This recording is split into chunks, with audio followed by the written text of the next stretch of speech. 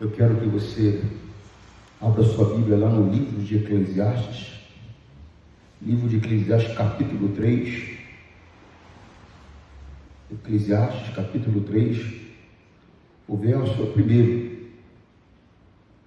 Eu quero que você preste bastante atenção, para que Deus possa trazer a bênção dele para a tua vida. Eu vou ler na linguagem de hoje, eu vou ler em 3 linguagens, aí depois eu vou trazer explicação para você. Eu vou começar pela Almeida, Revista e Corrigida, e está escrito assim, ó: tudo, Eclesiastes capítulo 3, versículo 1, tudo tem o seu tempo determinado, e há tempo para todo o propósito debaixo do céu. Nova linguagem de hoje: tudo neste mundo tem o seu tempo, cada coisa tem a sua ocasião. NVI, Nova Versão Internacional. Para tudo há uma ocasião certa, há um tempo certo para cada propósito debaixo do céu. Há um tempo certo para cada propósito debaixo do céu. Para começar, nada é feito sem um propósito, irmão. Tudo tem um porquê. Nada acontece por um acaso. É lógico que quando eu digo nada acontece por um acaso, pastor, mas as coisas ruins acontecem porque tem um motivo. E as coisas boas acontecem porque tem um motivo. Nada é sem razão, nada é sem motivo. Às vezes nós não percebemos a razão, às vezes nós não percebemos o motivo, mas tudo tem uma razão, tudo tem um motivo. E tudo também tem um tempo de duração. Nada permanece para sempre aqui nessa terra. A Bíblia diz que este mundo e as concupiscências deste mundo passarão, ou seja, tem um tempo. As coisas boas, as coisas ruins, elas têm um tempo determinado. Elas têm um tempo para permanecer, um tempo para continuar, um tempo para acabar. Tudo tem um tempo, nada é para ser, pastor, nada é para sempre. Você vê quantas gerações já passaram até você chegar. E quantas passarão depois de você? Porque uma hora você vai embora, mas também tem tempo. Tem pessoas que o tempo dela aqui nessa terra é o seguinte: ela acabou de nascer, respirou, chorou, morreu. Poxa, mas ela nasceu e morreu. É o tempo dela. É o tempo dela. Como se explica isso, pastor? Irmão, eu não sou a pessoa que tem todas as respostas para te dar. Na verdade, nenhum ser humano tem todas as respostas para te dar. Jó, quando começou a questionar a Deus, na situação que ele vivia, porque se você ler a Bíblia, o livro de Jó, você vai ver que a Bíblia fala que Jó, naquilo, nada pecou. Nada pecou como, pastor? Ele não pecou quando os filhos dele morreram. Ele não pecou quando ele perdeu tudo. Ele não culpou a Deus, ele não culpou ninguém. Ele aceitou aquela situação confiando em Deus. Então, em nada daquilo ele pecou. Nada daquilo ele cometeu erro. Mas só que o tempo passou, irmão. E o tempo passando, ele foi ficando com o coração amargurado. Ele foi ficando revoltado. A situação dele não era uma situação boa. Ele estava agora doente. Ele estava agora na miséria. Ele estava agora chorando a dor da perca dos filhos. Ele estava com o coração de luto. Ele estava agora sem nenhum respeito mais. A Bíblia diz que até as crianças zombavam dele. Ele era um homem respeitado em todo o Oriente, era o mais sábio do Oriente, o mais rico do Oriente. Ele era a pessoa mais respeitada do Oriente. As pessoas vinham de longe para conversar, para receber conselhos dele. E agora, até zombado pelas crianças ele era. Quer dizer, a situação dele era muito complicada. E ela foi se prolongando. E aquele negócio, irmão, tem gente que às vezes pensa que está te ajudando, ela não está te ajudando, ela está te atrapalhando. Os amigos de Jó, a Bíblia diz que quando eles chegaram, eles viram Jó, não o reconheceram. Por quê? Porque aquele não era o homem que eles conheciam. Eles viram um homem completamente arrasado. Eles viram um homem completamente devastado. Eles viram um homem mostrando a face da derrota. Eles não conheciam Jó assim. Mas a Bíblia diz que eles viram que era Jó.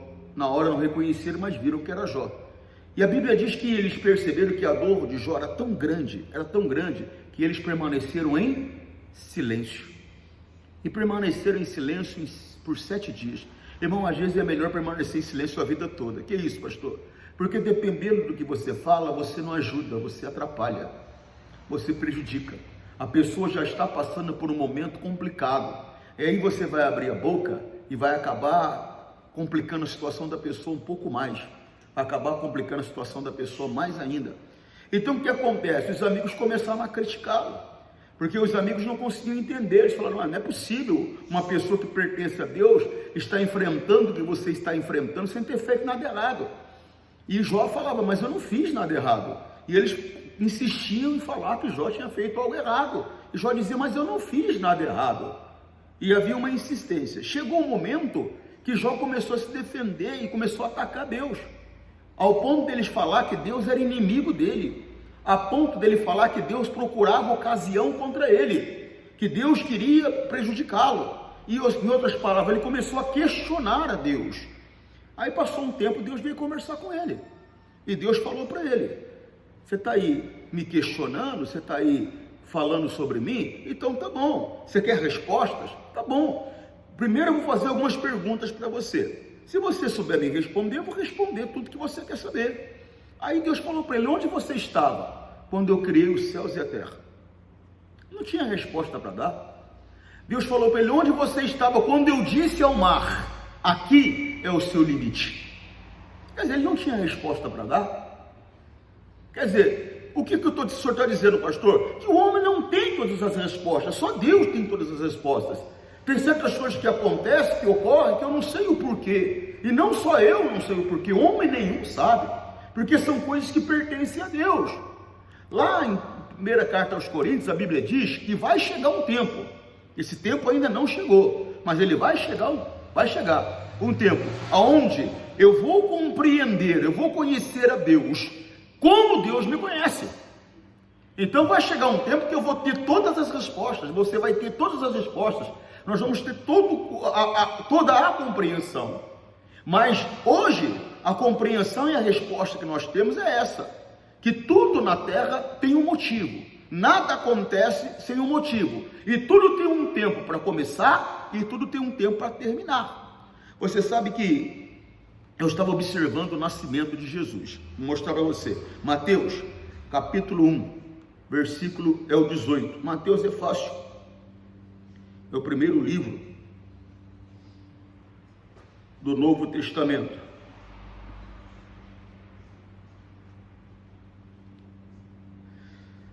Eu vou ler na Nova Versão Internacional, NVI. Foi assim o nascimento de Jesus Cristo. Maria, sua mãe, estava prometida em casamento a José, mas antes que se unissem, achou-se grávida pelo Espírito Santo. Naquela época o costume era esse. O que, pastor? O casamento, ele era, vamos dizer assim, um acordo feito pelos pais. Só que aquele acordo ali era um acordo que permanecia para a vida toda. Ou seja, eles eram muito jovens quando eles foram prometidos um ao outro. Adolescentes, 15, 16 anos, eram adolescentes. Então eles tinham um compromisso. Quando chegava a uma determinada idade, esse compromisso, ele era consumado com o contato conjugal. Você está compreendendo, sim ou não? Até então, existia um compromisso, ou seja, eles eram prometidos um ao outro, em outras palavras, eles eram casados, mas esse casamento, ele não era consumado, até chegar a uma certa idade. Você compreendeu? Quando ela tivesse idade para ser, quando ela fosse adulta, ele fosse adulto, esse casamento era consumado com contato conjugal. Mas aí acontece o quê?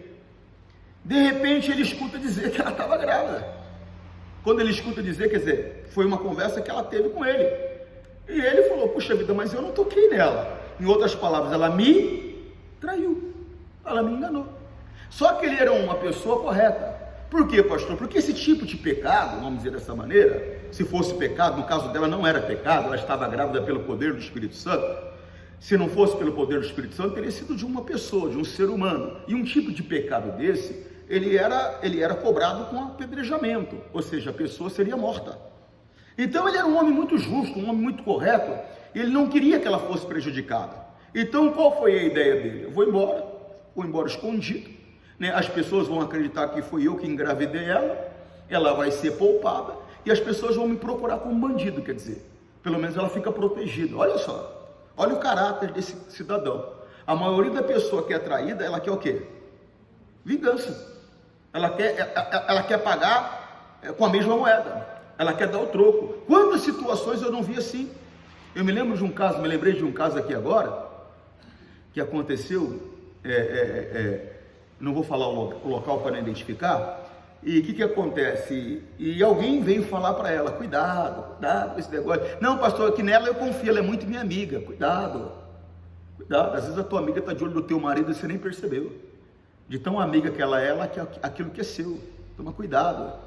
Aí o que acontece? A amiga veio falar para ela que o marido dela estava traindo ela escutou falar, e ela ficou com raiva, e ela falou o seguinte, vou dar o troco, e foi e se deitou com uma pessoa que não era o marido dela. Conclusão, era mentira, o marido não estava traindo, e pegou ela traindo ele. O que aconteceu? Deixou ela, largou, e ela chorava, às vezes diante de mim, pastor, perdi um homem da minha vida. Mas por quê? Porque foi dar atenção aos outros. Mas pastor, e se fosse verdade que o marido realmente estivesse traindo ela? Ela deveria fazer o que a palavra de Deus diz. O quê? Perdoar. José mostrou o caráter que nós temos que ter quando alguém nos prejudica. Porque na verdade ele não tinha sido prejudicado, mas tudo mostrava que ele tinha sido prejudicado. Até que Deus veio falar com ele. Até que Deus veio dizer para ele, pode tomar ela como tua mulher sem medo. Ou seja, ela não é uma mulher sem moral não, pode tomar ela sem medo. Ela está grávida sim, mas ela está grávida pelo poder do Espírito Santo. Pode ficar tranquilo, ela não te traiu, pode recebê-la como mulher, que ela vai ser uma grande mulher para você. E ele foi então e recebeu ela como mulher. Você está compreendendo, sim ou não? Mas a Bíblia mostra também que antes de Jesus nascer, ele não consumou o casamento, ou seja, ele não teve contato com ela até que Jesus nascesse. Depois disso ela deixou de ser a chamada Virgem Maria, né, como nós conhecemos, ouvimos falar, como a Bíblia diz, ela deixou de ser a Virgem Maria e se tornou a Maria, Santa de Deus, porque o contato entre homem e mulher não é pecaminoso, nem nunca foi, de maneira natural, nunca foi, desde que seja dentro do casamento, porque é aquilo que eu tenho procurado explicar para você, o contato conjugal é um presente de casamento, e eu não posso desfrutar desse presente se eu não sou casado. Você está compreendendo? Tem pessoas que elas atravessam a linha, e acabam perdendo a proteção, perdendo a bênção de Deus, perdendo a manifestação do poder de Deus na vida dela. Tem que se tomar cuidado, eu tenho que permanecer na palavra. Não há erro de eu olhar para uma mulher, sendo eu solteiro, ela sendo solteira, e eu a desejar como minha esposa. Mas eu tenho que possuí-la e posso possuí-la só dentro do casamento, fora não. E é o que o mundo faz hoje. O cidadão nem bem conheceu direito, já está tendo um contato íntimo com ela, nem conhece ela direito, já está tendo um contato íntimo com ele, e assim tem sido, e o Senhor Deus condena esse tipo de situação. Você tem que começar a entender que o teu corpo é templo do Espírito Santo, e a primeira pessoa a respeitar o teu corpo tem que ser você. Você compreende, sim ou não? Tanto homem como mulher, não é só mulher não, é homem e mulher, nós temos que ter esse entendimento conosco. Então quer dizer, você vê que ele acabou recebendo ela como mulher. Preste atenção, vou ler novamente. E foi assim o nascimento de Jesus Cristo. Maria, sua mãe, estava prometida em casamento a José, mas antes que se unissem, achou-se grávida pelo Espírito Santo. Por isso José, seu marido, um homem justo, e não querendo expô-la à desonra pública, pretendia anular o casamento secretamente. Mas depois de ter pensado nisso, apareceu-lhe um anjo do Senhor em sonho e disse, José, filho de Davi, não tema receber Maria como sua esposa, pois o que nela foi gerado procede do Espírito Santo. Ela dará à luz a um filho, e você deverá dar-lhe o nome de Jesus, porque ele salvará o seu povo dos seus pecados. Então você vê que Jesus ele veio com uma missão, pastor, sim, de que? Salvar a humanidade, salvar o seu povo quem, pastor? Os judeus. O objetivo era salvar os judeus eram o povo de Deus, o povo que pertencia a Deus, e o objetivo era salvar os judeus. Mas aí é uma mensagem para uma outra hora, mas para você entender, acabou que quando Jesus veio, o Messias, o Salvador, o povo dele, o povo de Deus, não aceitou ele como Salvador, não aceitou ele como Messias. Acabou acontecendo por eles não terem aceitado, essa obra se estendeu a toda a humanidade, ou seja, se estendeu aos gentios também, se estendeu a um povo também que não pertencia a Deus. E hoje, toda pessoa que receber a Jesus como Senhor da sua vida e como seu Salvador, essa pessoa, porque ele veio para isso, para salvar, essa pessoa, ela passa a pertencer ao Senhor Jesus, porque essa pessoa ela é dada para Deus, para Jesus, pelo Senhor Deus. Você compreendeu? Sim ou não? E tudo isso porque eles não aceitaram. Mas você vê, 21. Ela dará à luz a um filho, e você deverá dar-lhe o nome de Jesus, porque ele salvará o seu povo dos seus pecados. Essa era a obra, esse era o objetivo. Como ele ia salvar, pastor? Como ele fez? Se entregando, sendo o Cordeiro de Deus, o sacrifício de Deus, que tira o pecado do mundo. O Senhor Jesus foi esse sacrifício. Também uma mensagem para uma outra hora, mas só para você entender. Cada vez que o homem cometia um erro, cometia um pecado, ele tinha que oferecer um sacrifício de sangue a Deus. Ou seja, ele matava um animal. Você está compreendendo? Ou seja, eu errava, eu falhava, o animal pagava. Aí acabou que acontecendo o que? Jesus veio para ser esse cordeiro, para ser esse sacrifício, para que os pecados cometidos por mim fosse pago pelo sangue dele. Então o sangue dele derramado foi o preço pago para que eu pudesse ficar limpo, livre do pecado, que me levaria a passar a eternidade longe de Deus. Pecado esse, cometido por Adão. A Bíblia diz que um homem pecou, por este homem todos os homens pecaram. Você compreendeu? Então eu fiquei livre desse pecado que me levaria para o inferno, quando o Senhor Jesus, o Cordeiro de Deus, foi abatido, foi sacrificado em meu lugar, no meu, no seu, no nosso lugar. Era uma obra que era para ser feita pelos judeus, e como eles não aceitaram, como eles rejeitaram, não quiseram o Messias, essa obra se estendeu a mim, essa obra se estendeu a você, essa obra se estendeu aos gentios. Quando o Senhor Deus conversa com Pedro, ele coloca aquele lençol diante de Pedro, e ele fala para Pedro catar um animal que ele estava a matar e comer. Ele não estava falando propriamente de alimentação, era uma maneira de mostrar a Pedro, porque Pedro falou para ele: Senhor, eu nunca comi o que é imundo, eu nunca toquei no que é imundo, então eu não vou comer.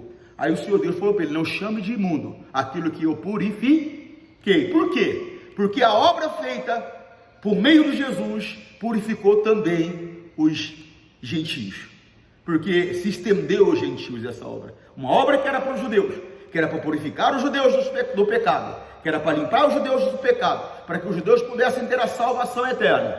Essa obra, por eles terem rejeitado o Salvador, o Messias, essa obra se estendeu a mim, essa obra se estendeu a você, e nós que éramos impuros, gentios, impuros, deixamos de ser impuros, porque fomos purificados pelo sangue de Cristo. Amém, Jesus?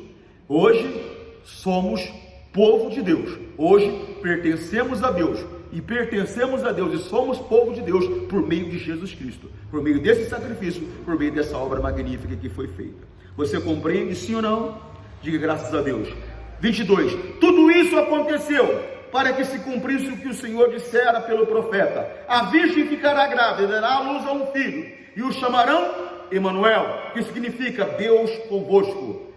Ao acordar, José fez o que o anjo do Senhor lhe tinha ordenado, e recebeu Maria como sua esposa, mas não teve relações com ela, enquanto ela não deu à luz a um filho, e ele lhe pôs o nome Jesus.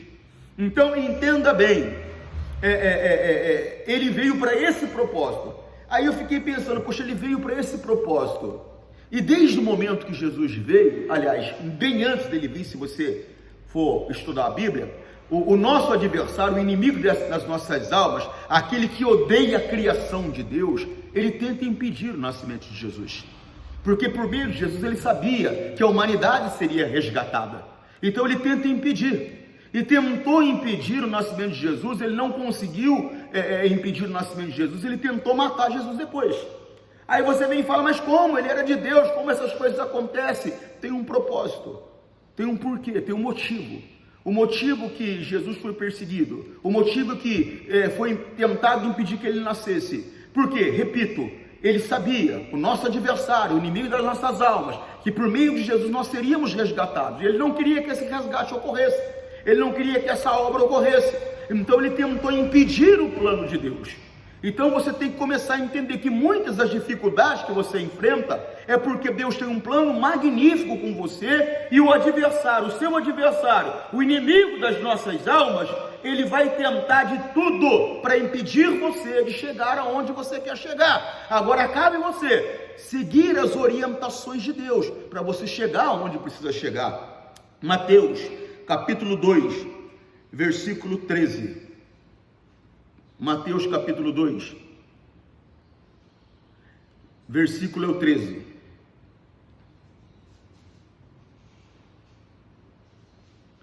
Tem que seguir as orientações.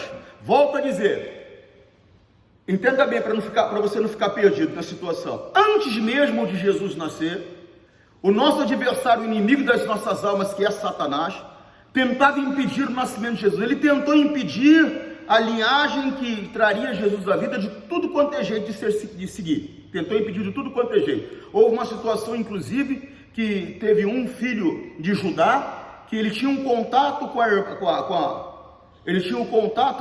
a mulher, no caso que tinha sido mulher do irmão dele. Ele não permitia que o contato fosse até o fim, para impedir que aquela mulher ficasse grávida. Quer dizer, era para atrapalhar a linhagem que chegaria até o nascimento de Jesus. Já era uma obra maligna aí, você está compreendendo? Ele não conseguiu, antes de Jesus nascer, ou quando Jesus nasceu, ele não conseguiu. Aí que acontece, como eu falei para você, da mesma maneira, Deus tem planos com você, Deus tem obras para fazer através de você, e o nosso adversário, ele sabe disso, então ele tenta impedir, porque ele não quer a tua felicidade, ele não quer a tua alegria, ele tenta impedir a manifestação da obra de Deus na sua vida. Então o que acontece? Para ele não impedir, pastor, você tem que seguir as orientações, olha só o que o Senhor Deus falou para José, Mateus capítulo 2, versículo 13. Depois que partiram, um anjo do Senhor apareceu a José em um sonho e lhe disse: levante-se, toma o menino e sua mãe. Depois Jesus já havia nascido. Toma o menino e sua mãe e fuja para o Egito e fique lá até que eu diga a você, pois Herodes vai procurar o menino para matá-lo. Não é Deus? Não é Deus? Por que não veio então, pastor, e não protegeu a criança e tal? Irmão, tem uma linha a ser seguida. Há a manifestação de Deus nas nossas vidas? Há interferência divina nas nossas vidas? Mas tem coisas que Deus ele não vai, porque ele não criou robô, existe o livre-arbítrio, a liberdade de escolha. Então o que ele pode fazer? Orientar. O anjo apareceu a José, você está compreendendo? E falou para ele: vai embora. Cata a mulher, cata a criança, vai embora. Herodes está procurando a criança, quer matar a criança, some daqui, vai lá para o Egito. José podia ter falado: eu não vou nada. Não, eu confio em Deus, Deus vai me proteger. Mas se eu confiar em Deus, como eu estou dizendo que eu confio, eu tenho que seguir a orientação que Ele está dando. Tem pessoas que elas não querem seguir a orientação que Deus está dando, com essa conversa: não, eu não vou fazer nada não, eu confio em Deus. Não, irmão, se eu confio, eu tenho que seguir a orientação. Isso que prova que eu confio. José não fugiu porque estava com medo. José não fugiu porque estava apavorado. Ele fugiu porque Deus mandou ele fugir. Por que Deus mandou ele fugir, pastor? Deus podia matar Herodes. Irmão, podia. Deus podia falar: você quer matar meu filho? Ô anjo, vai lá, manda um raio na cabeça dele. Podia. Só que Deus não é assim. Não é esse o caráter de Deus. Tinha um tempo para Herodes viver. Tinha um tempo para Herodes estar na terra. Apesar dele ser esse homem que se demonstrou um homem mau, com coragem de mandar matar um monte de criança para poder alcançar o Senhor Jesus, ele foi incitado por Satanás para fazer isso. Satanás colocou um medo no coração dele de perder o reino, porque aquele homem escutava era isso. O que ele escutava era isso: está nascendo um rei aí, que vai governar toda a humanidade. Ele falou: puxa, eu vou perder minha posição. Tanto que você vê que quando o Senhor Jesus já adulto, a conversa, uma das conversas que ele teve com uma autoridade era essa. A autoridade estava perguntando para ele: estou dizendo que você é o rei dos judeus, você é o rei? Jesus falou para ele: meu reino não é desse mundo não. Ou seja, pode ficar com o reino desse mundo que não tem nada a ver com esse mundo. O meu reino não é desse mundo. Então, é só que Herodes acreditou que o reinado dele seria o reinado nesse mundo. Então ele quis proteger ele quis se proteger. E naquela época, para se manter num cargo, para se manter numa posição, fazia-se qualquer coisa. Matava-se pai, matava-se mãe, matava-se irmão. Cata a Bíblia e veja, você vai ver como as pessoas muitas vezes se apoderavam de um reino, matando a família inteira, né? Você vê o filho de Davi, ele quis tomar o reino do pai, ele estava atrás do pai para quê? Para fazer um carinho no pai, ele queria matar o pai, para poder possuir o reino dele, queria matar o pai. Então, quer dizer, ele falou, ninguém vai tocar no meu reino, esse menino aí que estão aclamando aí, eu vou mandar matar ele, porque senão ele vai tomar o meu reino. E não achava o menino, não acha, não sabe onde está, não, mata tudo quanto é menino dessa idade, até 2 anos de idade, mata tudo, porque aí eu garanto que ele não vai sobreviver para tomar o meu reino. Coisa séria. Então o que acontece? O Espírito Santo veio e conversou com ele, um anjo veio e falou, vai embora, foge, irmão, aprenda a seguir as orientações que Deus está te trazendo, para que ele possa cumprir o plano dele na tua vida. Ele tinha um plano com a humanidade, um plano de salvar a humanidade por meio de Jesus. Agora era necessário o homem agir segundo a orientação dele, para que esse plano que ele tinha pudesse se cumprir. Você entende, sim ou não? Vou ler novamente, depois que partiram, um anjo do Senhor apareceu a José em sonho e lhe disse, levante-se, toma o menino, a sua mãe, e fuja para o Egito, e fique lá, até que eu lhe diga a você. Aí o anjo explicou o motivo, pois Herodes vai procurar o menino para matá-lo. Ele não estava procurando ainda, mas ia procurar. Então o Senhor Deus muitas vezes nos orienta. Eu tenho explicado para você que o nosso Deus, ele é um Deus que previne. Ele não fala para mim quando a coisa já está acontecendo ou depois que aconteceu. Ele me avisa antes de acontecer. Você viu que ele veio e falou, olha, vai, porque ele vai procurar. Ele não estava procurando ainda. Ele falou, ele vai procurar o menino. Então vai para um lugar seguro, fica longe, porque quando ele procurar, ele não vai encontrar.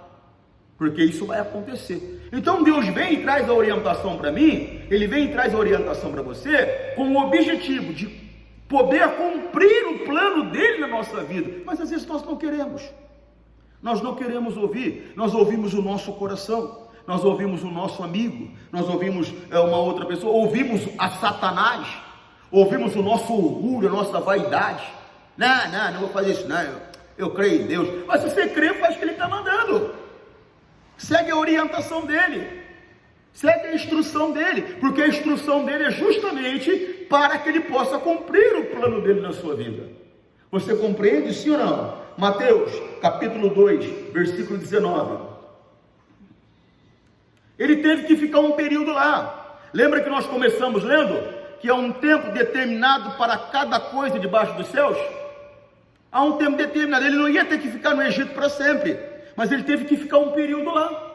Às vezes nós temos que passar por uma certa situação, por um determinado momento, por um determinado tempo, até que Deus possa nos abençoar. Imagina bem ele ter que mudar para o Egito agora, teve que catar a mulher, ter que levar os pertences dele para lá, talvez em cima de um jumento. A viagem não era como teve que arrumar acomodação lá, moradia lá, arrumar emprego lá. Ou seja, imagina só, ele teve que mudar toda a vida dele,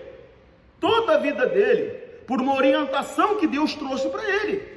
Então às vezes nós ficamos olhando a dificuldade que temos que enfrentar e não fazemos o que Deus está mandando. Eu tenho que aprender a fazer o que Deus está falando comigo, independente da dificuldade que eu vou enfrentar, para que Ele possa cumprir, para que Ele possa realizar a obra, o plano dele na minha vida. Tinha uma obra a ser feita, era por meio de Jesus. Ele já tinha avisado, esse é o Jesus que vai nascer, o Emanuel, é o que vai nascer, que vai tirar o pecado do teu povo. É Ele, é através dele que eu vou fazer essa obra de purificação, é através dele que eu vou resgatar a humanidade. Em outras palavras, cuida dele, protege ele, porque é por meio dele que vai acontecer. E eu tenho que seguir as instruções. Olha só, depois que Herodes morreu, um anjo do Senhor apareceu em sonho a José no Egito e disse, levante-se e tome o menino e a sua mãe, e vá para a terra de Israel, pois estão mortos os que procuraram tirar a vida do menino. E ele se levantou, tomou o menino e sua mãe, e foi para a terra de Israel. Preste atenção nisso, ó. Tem que ser prudente também. A Deus mandou eu fazer, pastor, mas aquilo que Deus manda eu fazer, eu tenho que ter sabedoria também no fazer. Não é porque Deus mandou eu fazer que eu vou fazer de qualquer jeito. A Bíblia diz que aquele que, por exemplo, um exemplo para você entender, a Bíblia diz que aquele que não pode se conter, deve se casar. Aí alguém vem e fala, não, mas Deus falou para mim casar. Mas não é qualquer uma. Não é qualquer um. Seja prudente, saiba escolher, procure o momento. Lembra? O sábio, ele sabe o tempo e o modo. Se não tem sabedoria, busca Deus. Deus, me dá sabedoria, para que eu perceba o tempo e o modo de fazer as coisas. Porque a tua palavra diz que é assim que age o sábio. O sábio compreende o tempo e compreende o modo. Então eu quero ter essa sabedoria. Isso é para tudo. É para comprar, é para vender, é para casar. Você está compreendendo? É para ajudar alguém, é para deixar de ajudar. Em tudo, todo comportamento que nós nós temos que ter ele com sabedoria. E a sabedoria, quem tem ela, quem detém ela, é Deus. Se eu quero, eu tenho que pedir para ele. A Bíblia diz que aquele que não tem sabedoria, peça. E Deus dá liberalmente. Dá em grande quantidade de sabedoria para você agir, para você fazer. Você está compreendendo, sim ou não? 22. Você viu que o anjo tinha falado para ele, ó, você vai, fica lá até eu mandar você voltar. Porque eles vão procurar o menino para matar. Aí ele morreu. O anjo foi lá e falou, o negócio é o seguinte, deixa eu te falar. Quem procurava matar o menino, já está morto. Ou seja, o menino deixou de correr risco. Está tranquilo. Não tem mais quem queira matar ele. Pode voltar. 22. Mas, ao ouvir que Arqueleu estava reinando na Judéia, em lugar de seu pai, Herodes, teve medo de ir para lá. Tendo sido avisado em sonho, retirou-se para a região da Galileia e foi viver numa cidade chamada Nazaré. Assim cumpriu-se o que fora dito pelos profetas. Ele será chamado Nazareno. Olha aí, aquela insegurança, mesmo depois do anjo ter falado para ele, pode ir. Ele descobriu, falou, Arqueleu está lá.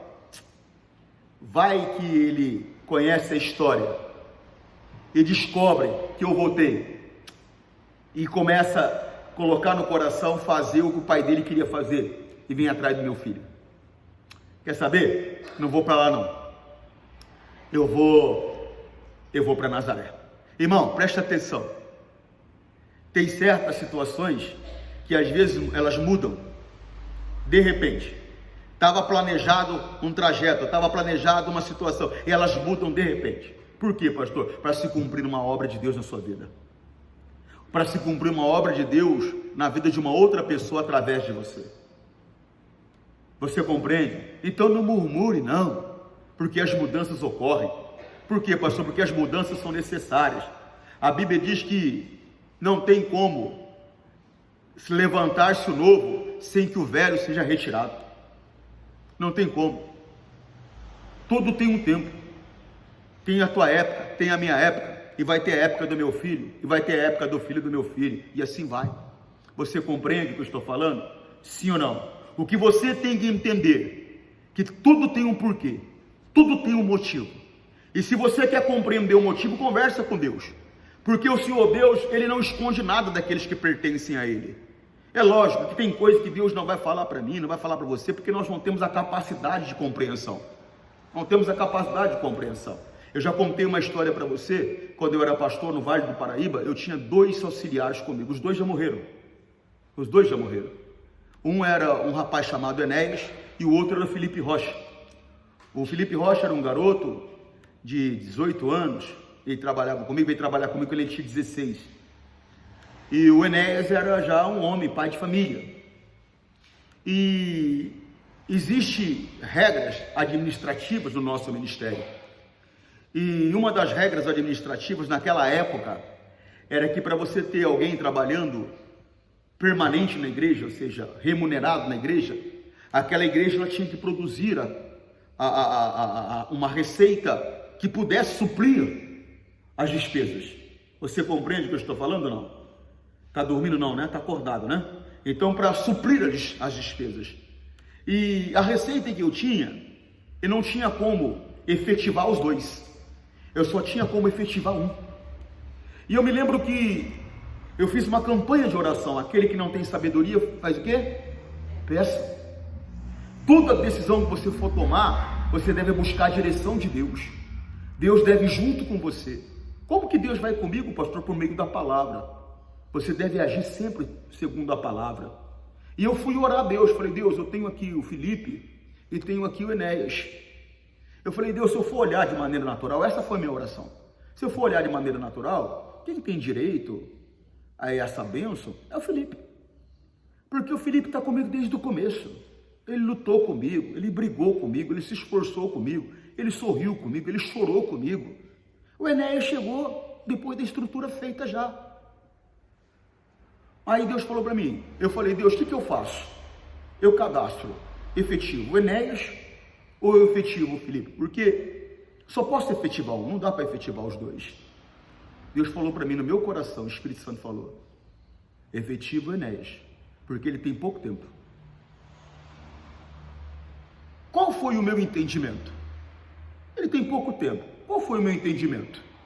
O Enéas é casado, tem família para cuidar. Quer dizer, o Felipe não. O Felipe é solteiro. Como diz o outro, não tem um passarinho para dar água. Quer dizer, ele tem mais tempo. Compreende? Foi esse o meu entendimento. Mas só que não era isso que Deus estava falando comigo. O que Deus estava falando comigo? O Enéas vai morrer logo. Só que era uma coisa que eu não tinha capacidade para compreender e talvez não tinha estrutura para saber. E Deus ele não vai colocar um peso uma pessoa que ela não pode suportar. Não há tentação, senão humana, senão suportável. Quer dizer, Deus ele não coloca um peso, nem de conhecimento, nem de uma situação difícil, de batalha, na vida de uma pessoa que ela não tenha condições de suportar. Ele é fiel. Você compreendeu? Eu fui entender essa resposta de Deus ao meu coração 5 anos depois que o Enéas morreu, ou seja, 10 anos depois. Porque daquela oração, 5 anos depois o Enéas morreu. E 5 anos depois do Enéas ter falecido, eu orando, compreendi a resposta que Deus me deu. Ou seja, passou 10 anos para que eu tivesse estrutura espiritual, para que eu tivesse maturidade espiritual, para que eu tivesse compreensão espiritual, para entender aquela resposta. Não é que Deus ele não responde para a pessoa. É que muitas vezes a resposta que ele traz, a pessoa não tem capacidade de processar, por ela ser ainda muito pequena, espiritualmente, por ela ter uma estrutura muito pequena para compreender. Mas só que Deus, ele fala, Deus ouve e ele responde.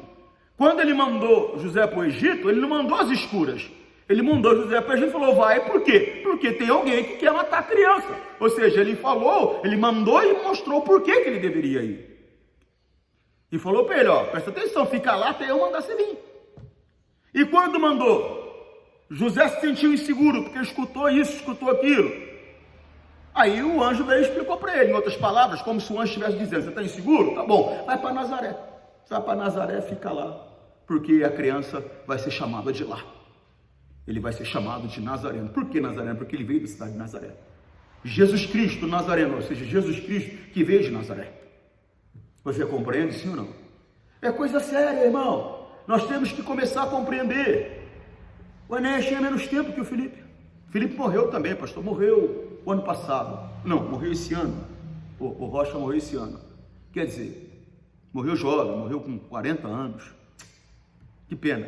Era um garoto de Deus. Eu falo garoto porque eu tinha ele como filho. Morou na minha casa 2 anos. Conviveu com a minha família 2 anos. Levantava e dormia, comia, participava do dia a dia da minha família. Quantas vezes eu ia passear com a minha família para um shopping, para um cinema, para isso, quem estava lá junto? O Felipe. Né? Porque depois inventaram aí que era Rocha e ele acreditou nesse negócio. Quiseram mudar o nome dele aí e colocaram Rocha, mas para mim sempre foi o Felipe. Um garoto que de vez em quando eu dava um tapa na orelha dele porque tinha como filho. Um tapa carinhoso, não era de violência, não. Você está compreendendo? Ou seja, um puxão de orelha, um chamar de atenção. Acabou morrendo também. Era o tempo dele. Toda vez que você vai conversar com Deus, Ele explica, Ele fala o porquê, Ele fala o quê. Mas o que você tem que entender, que tudo tem um tempo. E que você, se você quer que os propósitos de Deus se cumpram na tua vida, você tem que seguir as instruções que Ele está trazendo para você. Você tem que fazer. E José entendeu. Pastor, aqui eu não entendi, não importa, confia nele. Mesmo sem entender, segue as instruções que Ele está dando. Deus ele não vai falar com você nunca, se não for por meio da palavra. Toda vez que Deus falar com você, Ele vai falar por meio da palavra. Então fique com a palavra que Deus está te dando. Fique nela. O que Deus tem falado conosco esses dias, que nós temos que colocar em primeiro lugar. Ah, eu tenho colocado. Às vezes você acha que está colocando, mas não está. Então se Deus está falando, examine o homem assim, se examina. E coloque em prática no que Ele está mandando você colocar em prática. Ou seja, faz mais do que você já estava fazendo. Confia nele, faz o que Ele está te mostrando, acredita nele, porque Ele tem um plano para executar na sua vida, mas é preciso que você siga as instruções. José podia ter falado como muita gente fala, não vou fazer nada, eu confio em Deus, o negócio é comigo com Deus. Mas se o negócio é com você e com Deus, se você confia em Deus, segue as instruções dele. Que prova maior que eu confio em Deus do que essa? Seguir a orientação que Ele está me dando? Não existe prova maior que eu confio em Deus. Amém? Que Deus possa falar mais ao seu coração. Ele tem um plano com você e Ele quer executar a obra dele na tua vida. Tá bom? Você que está em casa, olha, aprenda, obedeça. Obedecer é melhor do que depois ter que fazer sacrifícios. O Senhor Deus tem bênção para você. Forte abraço, Deus te abençoe. Tchau.